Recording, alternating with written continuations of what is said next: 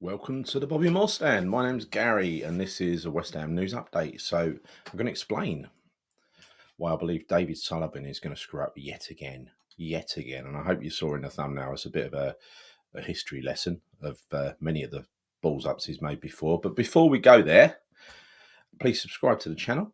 I called out the wrong channel yesterday, but if you enjoy the videos we make on this channel, please could you subscribe to us at the Bobby Moore Stand, give the video a like and hit the bell notification icon. Not necessarily in that order, but you get the gist. Anyway, on with the show. So let's talk about David Sullivan's record at West Ham. Now, this is his 14th season as owner. First of all, joint owner. Well, I suppose he's still a joint owner of the club, but at the helm anyway. He's the number one decision maker. Be under no illusions. Even when David Gold was here, he was the number one decision maker. Gold just supported him, even though apparently he didn't like him very much. He supported every decision he made. It was a marriage of convenience as far as Gold was concerned. And so when they arrived, Gianfranco Zola, who everybody liked, you couldn't dislike Zola, was in the manager's hot seat. Very young, I think it was his first chance at football management, maybe his second. Watford might come afterwards. I really like Zola. Nobody could dislike Zola. He was a progressive manager. He tried to do things the right way. He had a bit of a ropey squad, let's be honest. And let's just treat it, on its merits. That season, I think any other season we would have got relegated with that amount of points. So it didn't stand up to scrutiny really. So the fact that they decided to get rid of him, first of all, it wasn't surprising that they'd go with somebody who's a bit more proven.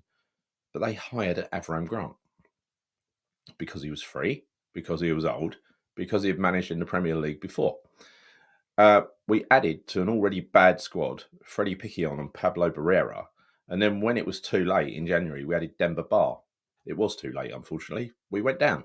With without so much of a struggle. We fell out of the league.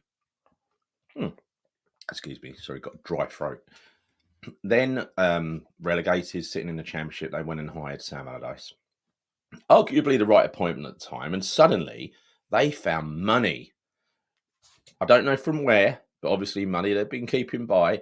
They said they gave loans to the club or whatever. Anyway, they found money to buy the likes of Kevin Nolan to get us promoted first time. They couldn't find that money, surprisingly, when we're in the Premier League and trying to build. It was only to get back into the Premier League. Once promoted, we saw a decent season, from Sam Allardyce as Sam Allardyce seasons go. It was actually quite a lot of fun. But I wouldn't say it was a great season. And Allardyce never really hit it off with the fans. I mean, the ear cupping was just one of many things that he did to piss us off, like playing the kids away to Nottingham Forest. He was really an awful character. And a lot of people took a real dislike to him. They didn't really care about that. He had a 3-year contract. He was going to see out that 3-year contract. And when it got to the third year of that contract, where Allardyce had made some absolutely blinding signings, it has to be said, that summer, we were sitting in third place. We're in third or fourth place for most of the first half of the season. But then Sullivan, knowing that Allardyce was going at the end of the season, he let it slip. He let it slip to the media that Allardyce was going. Before you knew it, Allardyce wasn't interested, nor the players. I think we finished about 14th that year. So terrible from Sullivan. Terrible. The way he looked at it, I think, that year is we were third. We weren't going down. So why invest? So he invested nothing in January. Literally nothing. Then we moved on to Bilic. Now, you've got to consider the timing of Bilic because we all wanted Bilic. He was one of the club legends. We really felt like we were on a level with him. But the timing was key here. This was the season we were moving to the Olympic Stadium. It was the last season at Upton Park. It had to be good and they had to get the fans on side. I think that was the job that he was hired to do. I think Bilic was there just as a fan's favourite to win us over and make the move go smoothly, because shortly after we had that last night at the bowling, and let's be honest, it was a great last night. It was memorable, but there shouldn't have been a last night at the bowling. We never should have left that place. That was down to them as well. Sullivan, Brady and Gold lining their pockets. They do it on the premise of growing the club and everything else. It's clear now from what they've put up in that area that you could have grown that ground. But anyway, that's history. Not going to go on it again. But just another thing they've taken from us, and a major thing as well. So I think what Bilic was a gift to the fans to keep us quiet. Plus, Payet was amazing that season as well. You can't underestimate that. And then we moved to Stratford, and literally the first opportunity they had to fire Bilic, they did. We weren't getting relegated. In fact, when you look at David Moyes' tenure when he came in that first time, he added Souček and Bowen to the squad and still achieved the same number of points that Bilic had achieved in the first half of the season. He was not a saviour at all, but that's how he was painted. I came in and saved them, and then they fired me because they did. Because Sullivan, wanting to be the populist that he does, well, he did back then anyway. He he'd gone and hired Manuel Pellegrini. He had stars in his eyes that he could get himself a second-hand Premier League manager from China, who, you know, unbeknown to us, he was very much past his best. I think we all kind of assumed that anyway, because why else was he in China? And Sullivan gave him a ton of money to spend. And let's be honest, Pellegrini made a lot of good signings. And I'm not going to slag him off. People like Haller and Anderson, they were good when they came here. They were good. Anderson was great in the first season. Fornals was fabulous. I'll come to him in a minute. Yarmolenko and people like that. He got injured really quickly, didn't he? But he spent a lot of money, but there was a lot of decent quality came in, and that quality that came in that would benefit David Moyes in his first full season at West Ham, that's for sure. And another thing that Pellegrini contributed that cannot be underestimated, because Declan Rice says it as it is, it was Manuel Pellegrini that created Declan Rice, the midfielder. He was when Moyes departed, he was a bit part player as a centre half. He came in, had a bad game, got dropped. With Pellegrini, he persisted with him. He moved him into midfield, and he carried on persisting with him. He's the one that created Declan Rice, the enigma that is Declan Rice. Um, and he spent a lot of money, but in reality, he gave a lot of money back through that transfer. Because when Moyes came back to replace Pellegrini, who had, again, it was a similar situation to Bilic in my mind. He had not a great start to his second season in charge. It was very uninspiring. There's no way would he got relegated under Pellegrini. But once again, the hero that is David Moyes was flown in to save us, and save us he did, if that's what you call saving.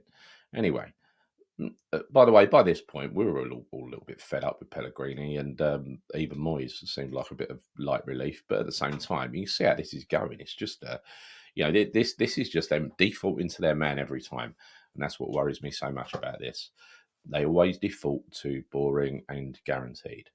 So, once Sullivan and Brady especially, they saw the opportunity to put him in. That they weren't going to look a gift horse in the mouth. Moyes came in, took full advantage of the Pellegrini signings, while totally wasting some of the expensive acquisitions. I mean, it appeared to all and sundry that Anderson had given up football. Haller, the one game where Haller played up front with another striker in a front two, I think it was Mickey Antonio, were fantastic. And then it never happened again. But that was just David Moyes that we got to know. And then in the second season, we got a loan for Jesse Lingard. That was a COVID season, actually. And to be frank, it was a wonderful season, one of the best ones, where we qualified for the Europa League group stage, and we reached the semi-finals the following year, where Moyes completely bottled it against Frankfurt. A trick he'd later go on to repeat. You never learn, do you? We scraped through the year after. The year we lost the semi-final, we scraped through to qualification for the Conference League, and the following season, the Conference League winning season was just an awful season. He really should have been fired, because it was something like a 34-game relegation campaign. That's what it was. Be under no illusions. Look back if you don't believe me, if you've got like foggy memory or something. It was awful. And you remember the Fulham game where we somehow scraped a 1-0 win off of it was deflected goal. Moyes came off the pitch, completely ignored the fans, and clapped David Sullivan for sticking with him. And look, I'm not going to underestimate the night in Prague, because it was probably the best night I've had at football for many, many years. It was brilliant. It was beautiful, magical. See us win a cup firsthand, especially being in the stadium, was something else. But let's not fool ourselves. It was a Conference League. We were favourites to win that trophy. We had by far the most expensive team assembled in that competition. That includes Fiorentina in the final, and they were a tough nut to crack, weren't they? But you know, as well as Moyes believing he was king of the world because he brought silverware, European silverware back to West Ham, even though he kind of forgot we'd won any previously. He still gets on my nerves when I read that stuff. Anyway, it was a great achievement, but Moyes put it down to himself and his greatness. Sullivan put it down to his greatness and his decision making in not getting rid of Moyes. My point is, with the team we had and the competition we was in, I wouldn't say it would only be David Moyes that could win that trophy, but no, that's just hypothetical. I can't prove it. So let's just park that one there. But once again, we're enjoying our night in Prague. The following day, the little muppet couldn't resist it, getting his, flapping his gums on TalkSport, saying how he's going to now auction off Declan Rice for the highest possible price. We hadn't even had the open top bus tour. He couldn't wait until even that had finished. So, you know, holding himself fully responsible for the success and his inspired decision to persist with Moyes, as if literally any other decent manager wouldn't have stood a chance of winning it. That's the way he conducted himself, and he completely bottled it when it come to getting rid of Moyes, because apparently David Silva over at Fulham was ready to go, ready to come in, but at this point Moyes bottled it, and you can see. Sullivan bottled it, and you can see why, because when he eventually got rid of Moyes, the amount of fury from the media and David Moyes' friends. I mean, he wasn't underestimating what kind of slagging off he was going to get after winning a trophy. He really would have been taken to the cleaners. So, reluctantly, I have a little bit of sympathy for that, but you've got to have the courage of your convictions when you run a football club. He wasn't the man for the job, as he went on to prove the following season, his final season. So Sullivan took the easy option. We knew it was going to be an awful season. We just knew it. And it began with Paqueta being accused of a betting scandal. It's not Moyes' fault. But eventually, after keeping us guessing for the whole of the season, when the second half of that season was woeful, and again it was woeful in the league. Europe was great. We got to another semi-final. He done the same thing again in blowing up against Leverkusen. It got proven in the final that ending our second leg that if you went for Leverkusen, they were beatable. They were there for the taking. But we didn't. We bottled it. The first leg killed us, as the first leg killed us against Frankfurt. But anyway, that is Moyes. He believes in what he believes in, and he's always going to sort of follow his own nose and his own instincts on that stuff. But after keeping us guessing for the whole damn season, once we were finally knocked out of Europe, he finally made a decision that Moyes wouldn't be staying, even though Moyes had played mind games with us all year as well. The media could not believe that we were letting such an amazing manager go, even though they wouldn't recommend it to any of the clubs that they supported. Funny that. And we also know from the article written by Brady in a column in The Sun that she just loved Moyes. She still loved him. Is this a man who turned wasting money into an art form in his last season? You know, the people he wanted to sign compared to the people he actually signed. You know, Calvin Phillips had to just be the biggest fuck you to West Ham. That was Pablo Fornals. I doubt we'll ever love another overseas player like that. He took us to his heart. We took him to our heart. I'll never forget him, because I've never seen an overseas player, maybe Di Canio, I've never seen an overseas player totally embrace the West Ham culture the way he did, embed himself in it. It's the original kind of Spanish Cockney. He's a fantastic man. And there's still a lot of love there. But he was sacrificed because Moyes, if you remember, wanted a big name player. And this is a quote: to show the other boys we've got a big player coming in from a big club.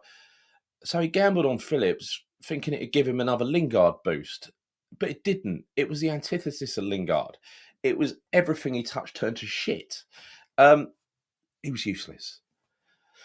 Moyes also wanted to replace Alvarez, a fan favourite, with Phillips, because like Sullivan, Moyes didn't care what we thought. Nor did Allardyce, nor did Grant, nor did Pellegrini. All four of these managers, long in the tooth, set in their ways, enormous self-belief. Think fans don't know what they're talking about, got too much to say, should keep it down a bit. It backfired horribly on Moyes. the team conceded a record amount of goals last season. And when you hear Kevin Nolan going on about how looser defence is this year, well, you were the coach last year, Kev. Worst ever, not worst ever coach, worst ever defensive record. So quite an achievement for a defensive manager to deliver the worst ever defensive performance. We might run that close this year, I reckon, but we couldn't buy a win in the second half of that season. And at the end of that terrible league season, which had culminated in, obviously another massive disappointment with the excellent Europa League run, but the diabolical bottle job that we did away in Leverkusen. Um, you know, it just wasn't right. I mean, there was an ongoing fight, a power struggle between Steiten and Moyes for the whole season until they eventually fell out when Steiten had been given permission to show other managers around. So we stood on the precipice of like a key moment in history. Moyes had left the squad so broken. Let's never forget that by the time we let some players go, we didn't even have 11 regular players that you would want to see in your first team. That's how bad it was. That's how big a rebuild job this was. What was left was just a few David Moyes diehards and a sprinkling of big stars like Kudus and Paqueta and Bowen. Lots of square pegs, lots of round holes. So they had to go and do a complete rebuilding job. And this is why I supported them throughout the summer, because it was important we brought in that quantity of players. But Sullivan was kind of flush with the money from Declan Rice. Thank you, Pellegrini, even though Moyes kind of took credit for it. And also the fact that how can I say, he'd actually screwed over Pellegrini in the same way he screwed over Allardyce. And I'm going around a little bit here, but in that second season when he actually got rid of Pellegrini, he'd actually refused to spend any money. Same trick as what he played on Allardyce, right? Same trick that he played on Moyes this year. He does it in the last year of every manager's contract. There was nothing, there's three things that are certain in life, and that is death, taxes, and Sullivan won't buy in January unless he has to, right? It's madness. But it is what it is, because his priority and Brady's priority is simply survival. It always has been. So don't ever think they're getting a manager in who's going to entertain us, who's going to play progressive football, do something exciting. That is not their priority. Priority number one is to stay in the Premier League. That should be a given for a club like us, an apparent giant, one of the biggest clubs in Europe. It should be a given that we're going to stay in the Premier League, right? But it isn't, is it? Look where we are now. Must stop ranting. So, what happened as well, after Bilic left, again, flitting around here, but after Bilic left and Moyes came in as the successor, he was given Bowen and Souček. They found money from somewhere that they didn't have when Bilic was around. Ooh, magic. Found money, right? Also, don't forget Bilic got us into Europe as well. And the budget that he had to build a European squad, a squad big enough to compete in European football, ended in us getting knocked out by Astragugu, because that is how little money. It had to make a little amount go a long way. They forced Bilic out, in my view. But look, back to last summer, the fans were happy that Steiten would be selecting a new coach, and there was mass euphoria when Ruben Amorim he jetted in for secret talks with us. Everyone knew what was going on. Following that, he jetted out again and apologised to his club for speaking to another club while still employed by them. At the time, we were told that it was because Amorim had been brutally honest and made exceptional demands about how the squad needed rebuilding. Well, it did. So instead of that, instead of the golden prize, the golden ticket, all right, he wouldn't have, turned us into league champions, but he would have taken us in a whole new direction and made use of the youth team. He made that clear in his last job. Instead of that, up comes the spectre, the looming spectre of Julen Lopetegui, the man who walked out on his own national team, Spain, for Real Madrid, where he was quickly found out and disposed of.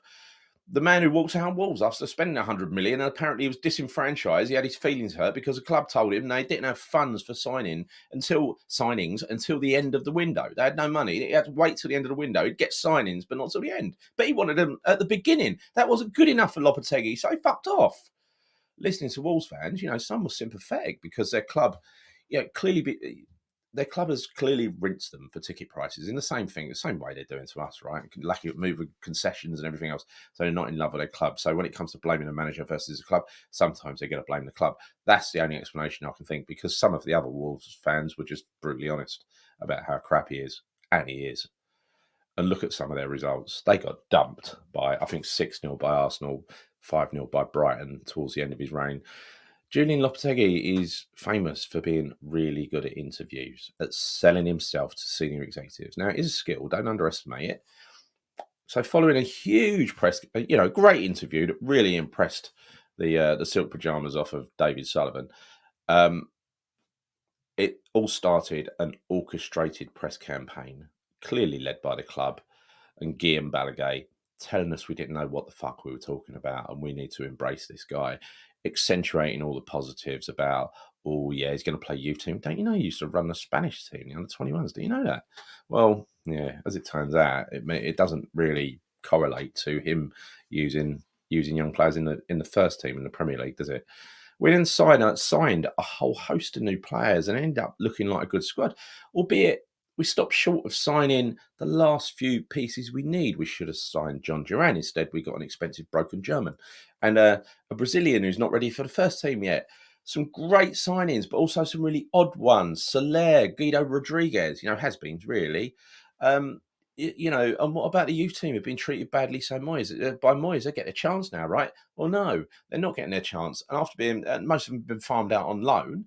And instead of keeping the likes of Flynn Downs, a West Ham fan and a good player and a regular for a Premier League team who we're probably going to be in a relegation dogfight with, is playing with Adam Lallana, a playmaker, in a midfield two for Southampton. Now, I know that's not setting the world alight, but he's doing well. He's a regular. Also a regular is Freddie Potts, playing for Portsmouth. After proving himself in League One, is now the best player at Portsmouth in the Championship. Will that get him under Lopetegui a sniff at the first team? Because we saw him in the summer in pre-season. He looked pretty competent to me. He looked like a good player, right? But no good. Get him out. I'm not taking a risk on him. I need to get some knackered Argentinian in. And again, talking of Rodriguez, see what I did there. Talking of Rodriguez, I think he's you can tell the guy's got class, the guy's got ability, he's got presence and everything else. But unless you can run, what's the bloody point if you're going to play in that system? Carlos Soler, I don't know what he is. I read his, I was saying, I was kind of calling it out. I got this one wrong, didn't I? Because I was calling it out and saying, I was trying to call it early, be funny. Saying, oh yeah, I think it's going to be brilliant. Because I read all of the feedback. all of his history. He looked like it just had a bad deal at PSG. Whereas it turns out PSG knew what they were doing, playing him at left back. Anyway, he's a utility player, an average utility player. How a player can fall from where he was to that level, I just don't know. Must have lost his confidence or something. But anyway, look, weird mistakes. Even Andy Irving is not getting a sniff. And he looked good in pre-season as well. He's aged like 23. He's a big lump. He's mobile, much more mobile than those guys. So what you got to do? You got to have a World Cup winners medal or have played for PSG. Have we ever signed anything any good from PSG, by the way? Just because they come from PSG, that's a David Moyes theory. It just doesn't matter. Just go for the talent. Do the if you've got to do anything, do the Moneyball approach, where you consider, even if they're at the end of their career, are you getting good value for money? Are they going to deliver for you? Because we ain't doing that, are we? This ain't no Red Bull model. So we ended up here with Lopetegui overseeing probably the worst ever pre-season tour, and then one of the most unimpressive starts to a league season ever. I don't say that lightly. This has been fucking awful.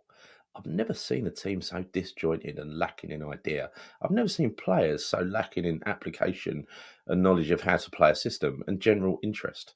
They don't look like want to play. And obviously, we got the obligatory thrashing away to Liverpool in the League Cup as well. That was always coming. So now, only a few months later, we find ourselves at an inflection point in our history. And what will Sullivan do? Is he going to just hang on like he did to Allardyce, Grant, Moyes, see how it goes? Of course he will. He ain't going to do anything until he absolutely has to. My guess is, of course, that, he he will lose his bottle as soon as the Premier League survival, which is all that matters, looks in danger. He probably will do it at Christmas because, like I've said to you on here already, the only time he spends in January is when he needs it to stay in the Premier League. So I would expect him to bring in a couple of players. But that is literally the only time he does it. So he will fire him. It's just a matter of when. He will win. He will beat Everton, and that'll be a reason to keep him for another few games and another few games, another few games. We've got to wait till Christmas to get rid of Muppet. You know that. And when will he wait so long that his only viable option is Moyes? We know that Brady still loves him. We know that Sullivan still loves him. Really didn't want to get rid of him. Will he? And if he comes back, that's bye bye Tim, right? That's the end of Tim. Will will he want to? I don't know. In exchange for this sort of chaos and utter humiliation in the league and the cups, us fans. So while this crap has been going on, we've had two, well, three really. If you go back to the Conference League winning season, that was an awful season. We nearly got relegated, 34 game relegation struggle, right? Last season, awful. And yet, for 2 seasons running, we've seen huge price hikes to our tickets. We've also seen concessions removed and any other way they can screw money out of us. That is what they're doing. So this shows, it's a very, as if you need it writing down for you, spelling out for you, it shows how much respect they've got for you and me, the fans. They don't care who we want as manager. Doesn't excite them. It's all they want is Premier League survival. Truth be told, as much as Sullivan says that he won the Conference League, he wasn't thinking of the Conference League. He was thinking of staying up in the Premier League. That's why he kept Moyes, because he kept saying, if I was going to go and get a manager to keep me up, it'd be David Moyes. Again, another clue. And that's why he kept him, to keep him up. There was a little side benefit that he won the Conference League, right? So round and round we go. Hopping between average managers and the cup winner side. We've had 2 good seasons of football since Sullivan arrived at the helm, maybe 2.5. We had the COVID year, and the following year was half a good season, right? 1.5 years. I'd say that I'm not going to count the Allardyce year, but I will count, because we shouldn't have got relegated in the first place, but I will count the Bilic year, the 2015-16 as my favourite. So 2.5 seasons of good football and entertainment. One of them we couldn't go and watch because it was only on telly, COVID, out of 14 years. So 2.5 seasons out of 14 years, during which time they've moved us out of our home, reshaped and rebranded the club, and tried to price out thousands of loyal fans while simultaneously punishing those who've been going for years. It's hardly a ringing endorsement of David Sullivan as a club owner, is it? Because a broken clock is right twice a day. If you throw enough money at something, you will get the odd upside. And being out and out favourites and by far the most expensively assembled team in the Conference League was, that was, everything was on our side in that competition. Again, I'm not saying it wasn't great; it was great, and thank God we did it, because without that single highlight, the overall tenure of David Sullivan could be summarised in 3 words: limited, boring, and hopeless. Because, and on top of that, the club's relationship with its fans has never been more distant. They've created this mess while dressing themselves up as our saviours. They did nothing but make money for themselves, and they still do. And when all's said and done, that's their number one priority as business people. Don't be disillusioned. Kretinsky's the same. Don't think he's a soft touch. Far from it. And that is their number one priority, which is why they will never give up sole control of the club, and why we will never find new investment partners while they're here. Nobody is going to come in and plunder money into West Ham, knowing that David Sullivan's going to be making all decisions on their behalf with their money. Not going to happen. So our future is one where we recognise our great club less and less, sadly. This is not the West Ham I grew up with. It isn't even the West Ham we had at Upton Park under the same ownership. They had one intention coming here to this club to buy West Ham, and that was to move into London Stadium and stay in the Premier League and spend as little doing it as possible. while having a manager they can rely on for doing the right type of business with the right agent. You know, that's important to them, which I think is why they go to a small bunch of people who are related to these agents. I think it's really, really important. But you know, to them that transactions get done in the right way. But which I find, you know, altogether a little bit depressing. And for that reason, you know, for me, it's Sullivan out number one, it's Brady out number two. If Sullivan goes, Brady goes anyway. Sullivan, take your kids with you as well, mate. And then, you know, finally, you know, if I was to put it in order of ascendancy, it'd be Lopetegui number three. But as it stands at the moment, the only person that's going to be leaving is Lopetegui. So the sooner he goes, the better. Until, you know, let's see what fucking mess David Sullivan drags the club into next. It's bound to be a treat. You know, we stay up this year. I guess we get to pay even more for our season tickets next year because we're a big success now, aren't we? Anyway, though I've said, you know, all the above. I've said all the above. I'm a grown up. I know how these things work. We've never liked owners at West Ham. It's always, you know, it's their toy. They're going to play with it how they want, right? And they don't show an ounce of empathy for the fan. You go back to the Bond, you know, the Bond scheme all those years ago. The Bulls never cared about the fans. Never. You know, 2.5 decent seasons out of 14. Lost our home. Prices gone up through the roof. Trying to get rid of people who have been going to watch the club for years by the removal of concessions. You know, it's fair to say they don't give a fuck what we think, right?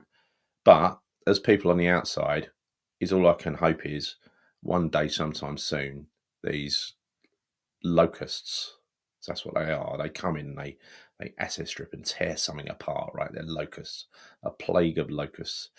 I hope they are just they go off into the sunset at some point soon when they get an offer they cannot. It's so good they can't refuse, even if that's in the shape of Kretinsky, who frankly I haven't got much time for.